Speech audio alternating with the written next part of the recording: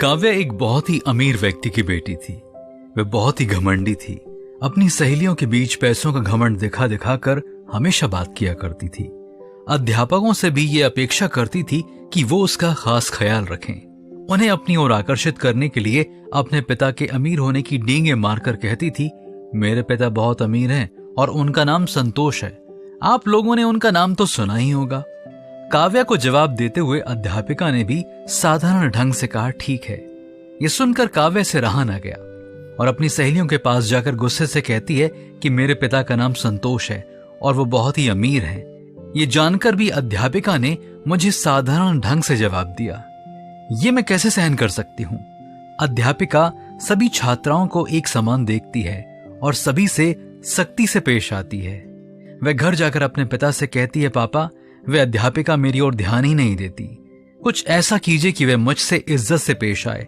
ये सुनकर पिता ने एक पत्र लिखा और उसे एक लिफाफे में डालकर काव्या से कहा, इस पत्र को अपनी अध्यापिका को दे देना, फिर देखना तुम्हारी किस प्रकार इज्जत की जाएगी। ये सुनते ही काव्या बहुत खुश हो गई और अपने पिता को गले से लगा लिया। अगले दिन काव्या अध्यापिका को वह पत्र देती है। पत्र पढ़ने के बाद अध्यापिका उस पत्र को काव्या के हाथों में देकर उसे पढ़ने के लिए कहती है। उस पत्र में लिखा था, मेरी बेटी एक अमीर व्यक्ति की बेटी है तो क्या हुआ, आप उसे भी अन्य सभी छात्राओं के समान ही देखना। उसे कोई प्रमुखता देने की आवश्यकता नहीं है। अगर आप उससे सख्ती से पेश आएंगी तो वह अच्छी लड़की बन सकती है।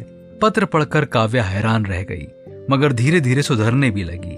वह अपने आप को एक साधारण छात्रा के रूप में मानने लगी कि वह भी दूसरी छात्राओं की तरह ही है और सब एक समान ही है। प्रिय दोस्तों, हमें जिस प्रभु ने बनाया है वे भी पक्षपात नहीं करते हैं। अन्याय करने वालों को उनके कार्य के अनुसार फल प्राप्त होगा। बाइबल में व्यवस्था विवरण 16वां अध्याय 19वीं आयत के आरंभ में लिखा है, तुम न्याय ना बिगाड़ना, तू ना तो पक्षपात करना।